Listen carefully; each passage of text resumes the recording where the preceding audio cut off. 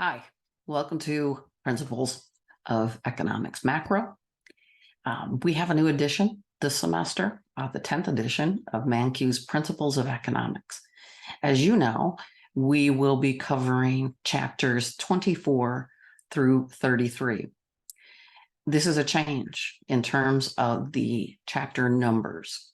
So in some of these videos, you're going to see me refer to the chapter as one less than where you're at.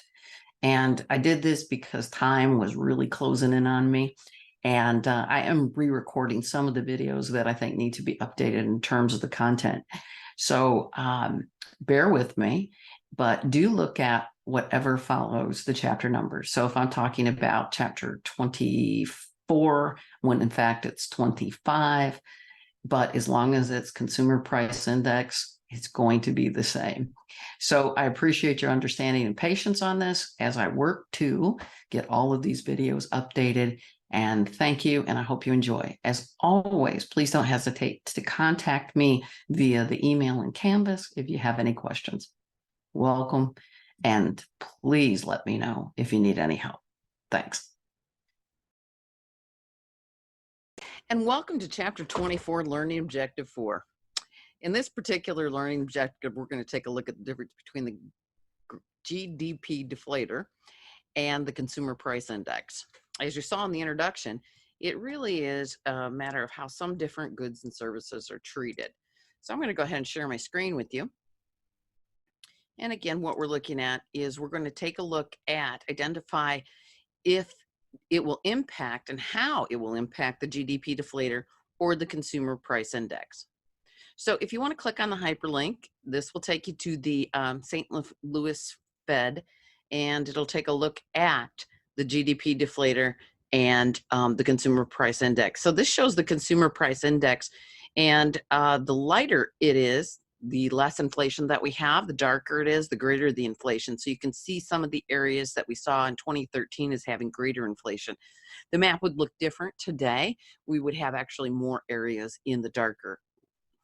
And we can also say that the cost of living, or the consumer price index, varies greatly based upon the state that you live in. So in this particular scenario, we could take a look at Michigan's right here. And I know some of you are in the Indiana area. Let me see if I can find them. Illinois. I think this showed all 50 states. I'm having trouble finding Indiana. It's here somewhere. I know it is. There's Idaho, Illinois. Maybe it's not all 50 states.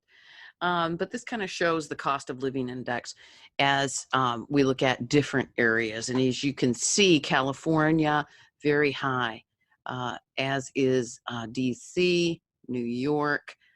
Again, a lot of East Coast. When we look at it here, Hawaii, extremely high. And again, some of that might be attributable to the logistics, and that is the movement of goods and services throughout an economy. So how do we contrast the consumer price index and the GDP deflator? First of all, imported goods. We include them in the consumer price index because anything that the consumer buys, goods or services, is included in the consumer price index. But we subtract them from the GDP deflator through that idea of net exports, right? And remember, net exports is just exports minus imports. Okay. All right. Capital goods. Remember, capital goods were, when we write up the national income identity, we say that GDP is equal to consumption plus investment plus government purchases plus net exports. So the first one here is the net exports portion of this. The investment portion is here under capital goods. It's excluded from the consumer price index. It's actually included in what we call the producer's price index. That would include capital goods, but it's included in the GDP deflator. The last one is the way we calculate it.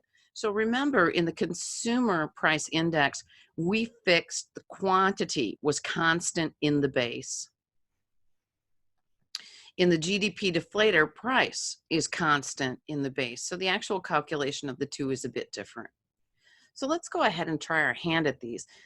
This is another nice way to take a look at the difference between the two. Again, the math can be a lot more complicated than what we are doing in our course, but I thought this would give you a good kind of representation of comparing and contrasting the two. All right, so now we're ready to try our hand.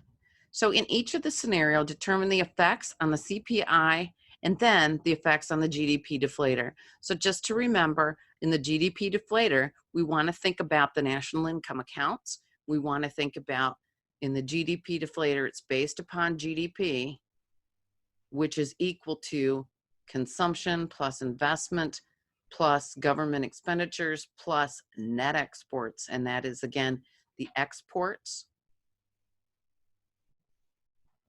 minus the imports.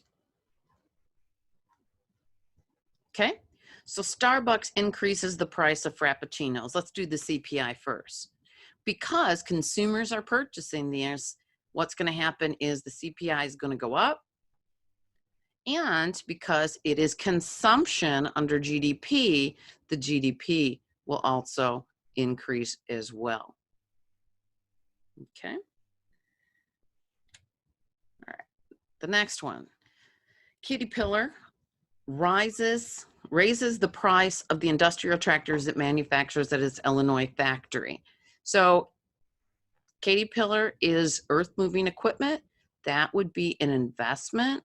And so what happens is, because it's an investment, the GDP would go up, hence the GDP deflator would go up. But because it is industrial tractors and they're trying to differentiate, it's not for personal use, then CPI would remain unchanged. Armani increases the price of the Italian jeans it sells in the US. Okay, so in this one, we know that it's selling these to consumers, so the CPI would increase. And because, though, it is Armani Italian jeans, that's going to be an import. And because it's an import, then what's going to happen is GDP deflator will actually go down. Okay, let's make sure we're right. Again, they both rise. GDP deflator rises, CPI remains constant. And in the last one, the CPI increases, the GDP deflator remains constant. All right, that's the end of this learning objective, and I'll see you back for the next one. Thanks.